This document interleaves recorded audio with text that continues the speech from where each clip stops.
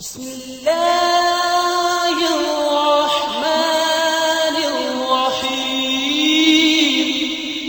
سورہ البقرہ کی آیت نمبر 200 اور 201 اور 202 تین 200 سے لے کے 202 تک زبردست۔ فَمِنَ النَّاسِ مَن يَقُولُ رَبَّنَا آتِنَا فِي الدُّنْيَا، اور لوگوں میں ایسے بھی ہیں جو صرف یہی دعا کرتے ہیں اللہ ہمیں دنیا ہی میں عطا کر دے، دنیا ہی میں عطا کر دے۔ وَمَا لَهُ فِي الْآخِرَةِ مِنْ خَلَاقٍ، تو ایسے لوگوں کے لیے آخرت میں کوئی حصہ نہیں ہے۔ وَلِعِياذُ بِاللَّهِ۔ وَمِنْهُمْ مَن يَقُولُ رَبَّنَا آتِنَا فِي الدُّنْيَا حَسَنَةً وَفِي الْآخِرَةِ حَسَنَةً وَقِنَا عَذَابَ النَّارِ، اور لوگوں میں ایسے لوگ بھی ہیں جو یوں دعا کرتے ہیں اے اللہ ہمیں اس دنیا میں بھی بھلائی عطا فرما اور آخرت میں بھی بھلائی عطا فرما۔ اولئک لہم نصیب مما کسبوا، ایسے لوگوں کو حصہ ملے گا ان کے ان اعمال کا جو انہوں نے کمائے ہوں گے، یعنی اعمال پھر بھی کرنے پڑیں گے، خالی دعا سے کام نہیں چلے گا۔ یہ دیکھ لیں، ساتھ ساتھ کلیئر کیا، خالی دعا میں نہیں کام چلنا۔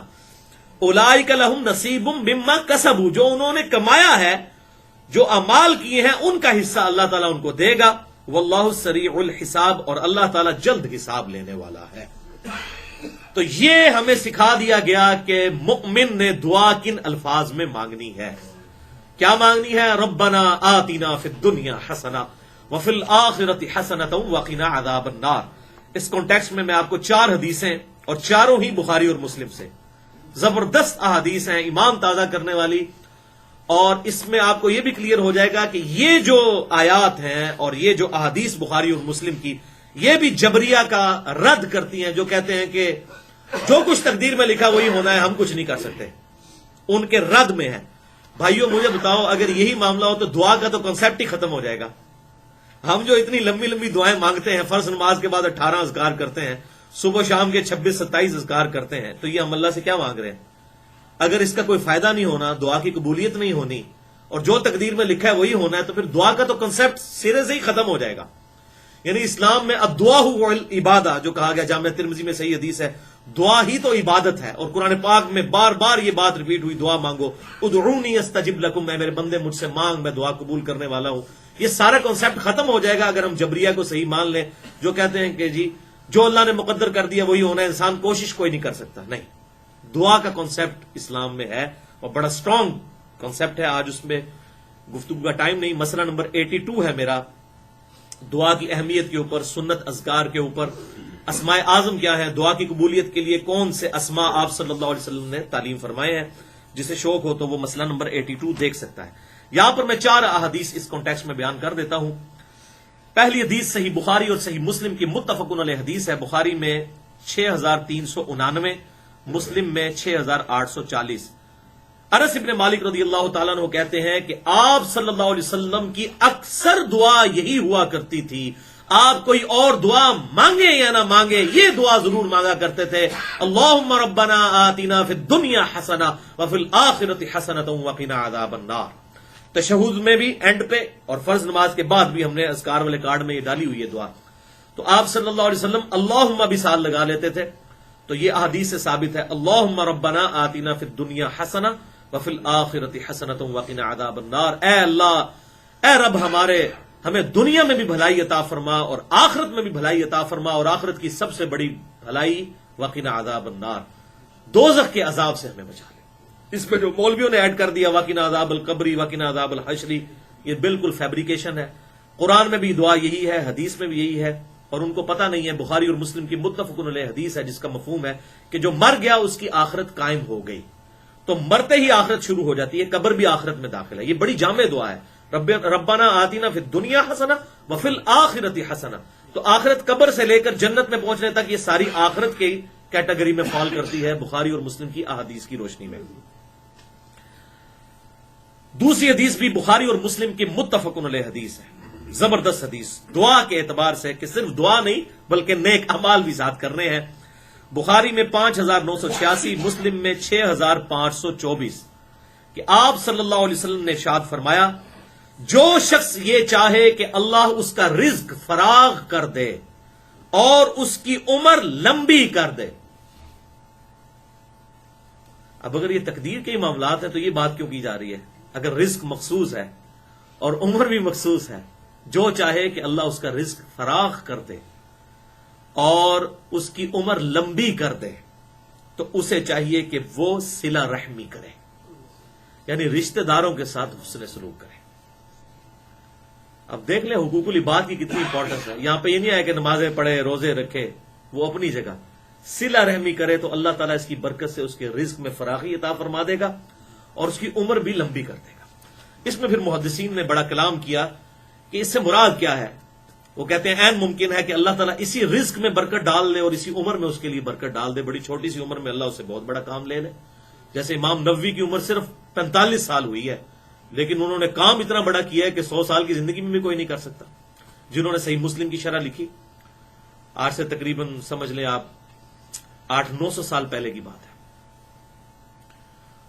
اور دوسرا یہ ہے کہ یہ اس کی تقدیر میں ہی لکھا ہوا ہو کہ بندہ مجھ سے دعا کرے گا اور اس دعا کی برکت سے میں اس کے ساتھ ایسا معاملہ کر دوں گا۔ یہ اللہ نے رولز بنا دیے، اور تو یہ جنرل رول ہے، تقدیر میں نہ بھی لکھا ہو، قرآن میں تو لکھا ہے ادعونی استجب لکم، میں میرے بندے مجھ سے مانگ، میں دعا قبول کرنے والا ہوں۔ وَإِذَا سَأَلَكَ عِبَادِي عَنِّي فَإِنِّي قَرِيبٌ أُجِيبُ الدَّعْوَةَ الدَّاعِ إِذَا دَعَانِ۔ اے میرے محبوب صلی اللہ علیہ وسلم، جب میرے بندے آپ سے پوچھیں میرے متعلق تو آپ فرمائیں میں بالکل تمہارے قریب ہوں، ہر پکارنے والے کی پکار کو سنتا ہوں، لیکن فَلْيَسْتَجِيبُوا لِي وَلْيُؤْمِنُوا بِي لَعَلَّهُمْ يَرْشُدُونَ۔ لوگوں کو بھی چاہیے کہ وہ میرا حکم مانے اور مجھ پر ایمان لائیں جیسا کہ ایمان لانے کا حق ہے، پھر وہ کامیاب ہوں گے۔ ون وے ٹریفک نہیں ہے، دودھ پینے والا مجنو نہیں، اللہ کو رسپانس کرنے والا انسان، اس کو اللہ تعالیٰ ایکسپٹ کرے گا۔ تیسری حدیث صحیح مسلم کی، زبردست حدیث 6835، اور یہ موسٹ امپریسو احادیث میں سے ایک ہے جو میں نے آج تک پڑھی ہے۔ آپ بھی سنیں گے حیران ہو جائیں گے یہ کیسی ڈسکوری ہے۔ صحیح مسلم میں یہ حدیث ہے کہ آپ صلی اللہ علیہ وسلم کے زمانہ مبارک میں ایک صحابی اتنے بیمار ہوئے کہ وہ پرندے کی طرح کمزور ہو گئے، بالکل ہڈیاں ان کے جسم پہ رہ گئیں، گوشت پوشت تقریباً ختم ہو گیا۔ تو آپ صلی اللہ علیہ وسلم ان کی عیادت کے لیے آئے۔ صحیح مسلم 6835۔ آپ صلی اللہ علیہ وسلم نے جب ان کی حالت دیکھی تو فوراً بھانپ لیا۔ آپ نے فرمایا تو اللہ سے کیا مانگتا ہے؟ یہ جو تیری حالت ہو چکی ہے، یہ ایکسٹرا آرڈنری جو تیری سچویشن ہے، تو اللہ سے کیا خاص چیز ایسی مانگتا ہے؟ اس نے کہا یا رسول اللہ صلی اللہ علیہ وسلم، میں اللہ سے یہ مانگتا ہوں کہ اے اللہ، جو تو نے مجھے آخرت میں عذاب دینا ہے مجھے دنیا ہی میں دے لے۔ انا للہ و انا الیہ راجعون۔ حضور صلی اللہ علیہ وسلم، میں سبحان اللہ، اللہ پاک ہے، اور یہ تو کیسی دعا کر رہا ہے؟ کیا تو طاقت رکھتا ہے اس کے عذاب کو برداشت کرنے کی؟ تیرے میں ہمت ہے؟ اور تجھے تو چاہیے تھا کہ تو دعا کرتا ربنا آتنا فی الدنیا حسنہ وفی الآخرۃ حسنۃ وقنا عذاب النار۔ اے اللہ مجھے اس دنیا میں بھلائی عطا فرما اور آخرت میں بھی۔ اللہ کے خزانوں میں وہ کمی ہے؟ تو پھر اس نے یہ دعا مانگی تو اللہ تعالیٰ نے اسے بالکل صحت یاب کر دیا، اس کی صحت لوٹ آئی۔ تو یہ بھی دعا کی ایک برکت ہے کہ انسان اپنے اوپر خود تقدیر کو غالب کروا لیتا ہے جب انسان حرکتیں اس طرح کی کرتا ہے۔ اور اس حدیث کے اندر ان فنیٹکس صوفیاء کا بھی رد ہے جو بالکل دنیا چھوڑ بیٹھتے ہیں اور وہ سمجھتے ہیں آخرت کمانے کے لیے آپ کو دنیا کو 3 طلاقیں دینی پڑیں گی، تو ان کا بھی رد آ گیا۔ آپ صلی اللہ علیہ وسلم نے کیا تعلیم فرمایا کہ دنیا میں بھی اللہ سے بھلائی مانگو اور آخرت میں بھی، فنیٹکس نہ بنو۔ زبردست حدیث۔ اچھا، ایک حدیث ہے جامعہ ترمذی میں انٹرنیشنل نمبرنگ کے مطابق 2139 کہ دعا سے تقدیر بدل جاتی ہے، لیکن یہ حدیث اصول محدثین پر ضعیف ہے۔ اس ٹاپک پہ کوئی صحیح حدیث موجود نہیں ہے کہ دعا سے تقدیر بدلتی ہے، لیکن جتنی یہ میں احادیث بتا رہا ہوں یہ دعا کے اس حوالے سے اس کو سپورٹ ضرور کرتی ہے کہ انسان پہ آنے والی تکالیف دعا کی برکت سے ٹل جاتی ہیں۔ اللہ تعالیٰ انسان کا ایمان خاتمہ بالخیر فرماتا ہے۔ اللہم من احییتہ منا فاحیہ علی الاسلام، جو ہم دعا کرتے ہیں، ومن توفیتہ منا فتوفہ علی الایمان، اے اللہ ہمیں زندہ رکھنا تو اسلام پہ رکھنا اور موت دینا تو ایمان پر۔ تو دعا ہم کس لیے مانگتے ہیں؟ اور اس میں بھی آپ دیکھیں صلہ رحمی کرنے سے عمر کا بڑھ جانا اور رزق کا کشادہ ہو جانا، اور پھر اس صحابی کا بیمار کا دعا کی برکت سے ٹھیک ہو جانا، اور الٹی دعا کرنے کی وجہ سے بیمار ہو جانا، پھر آپ صلی اللہ علیہ وسلم کی طرف سے وظیفہ تعلیم فرمانے پر ٹھیک ہو جانا، یہ تمام چیزیں بتاتی ہیں کہ اللہ تبارک و تعالی دعاؤں کو قبول فرمانے والا ہے اور اس سے انسان کے حالات بدلتے ہیں۔ اب آخری حدیث اسی کانٹیکسٹ میں، چوتھی صحیح مسلم میں 7515، یہ بھی زبردست حدیث ہے، اور یہ خصوصاً وہ لوگ جو صاحب اولاد ہیں ان کے لیے بڑا لمحہ فکریہ ہے یہ والی حدیث، کہ آپ صلی اللہ علیہ وسلم نے ارشاد فرمایا اپنی اولاد اور اپنے مال کے لیے بد دعا مت کرو۔ مال سے مراد آپ صرف مال و دولت نہ سمجھیں، اس سے مراد ہے انسان جو ابھی بھی پنجاب کے ہمارے کلچر میں مال مویشی کا لفظ بھی استعمال ہوتا ہے، ظاہر ہے اس وقت تو لوگوں کا اس کے اوپر ہی گزر بسر، آج بھی اکثریت کا اسی پہ ہی ہے، لوگوں نے اپنی بھینسیں گائے اور بکریاں رکھی ہوئی ہیں، تو بعض اوقات کوئی گائے نافرمان ہوتی ہے تو انسان اس کو بدوا دے دیتا ہے، جیسے کہ ایک آپ صلی اللہ علیہ وسلم کے مبارک زمانے میں بھی آتا ہے، ایک صحابی نے بھی اونٹ پہ لعنت کر دی تھی تو آپ صلی اللہ علیہ وسلم نے اس پہ ناراضگی کا اظہار فرمایا۔ تو اپنے مال اور اپنی اولاد کو بد دعا مت دو، صحیح مسلم 7515۔ کہیں ایسا نہ ہو کہ تم کسی ایسی گھڑی میں دعا کر بیٹھو کہ جو اللہ کے ہاں مقبول گھڑی ہو اور وہ دعا قبول ہو جائے۔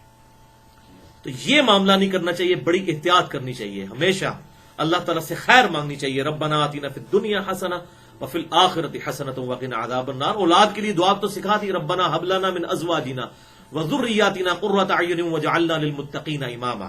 اے اللہ ہماری اولاد اور ہماری بیویوں میں آنکھوں کی ٹھنڈک بنا اور ہمیں پرہیزگار لوگوں کا امام بنا، ہماری اولاد میں سب پرہیزگار لوگ ہوں۔ سورۃ الفرقان میں یہ دعا آئی۔ ماں باپ کے لیے مانگنی ہے تو وہ سورہ بنی اسرائیل میں رب ارحمہما کما ربیانی صغیرا، اے رب ہمارے ان دونوں پر رحم فرما جس طرح انہوں نے بچپن میں ہمیں پالا تھا۔ یہ سورہ ابراہیم میں آیا رب اجعلنی مقیم الصلاۃ ومن ذریتی ربنا وتقبل دعاء ربنا اغفر لی ولوالدی وللمؤمنین یوم یقوم الحساب۔ تو یہ دعائیں مانگے، بدعا دینے کی بجائے ایسی دعا کریں کہ اللہ تعالیٰ ان کے لیے کوئی اصلاح کا سبب کرے۔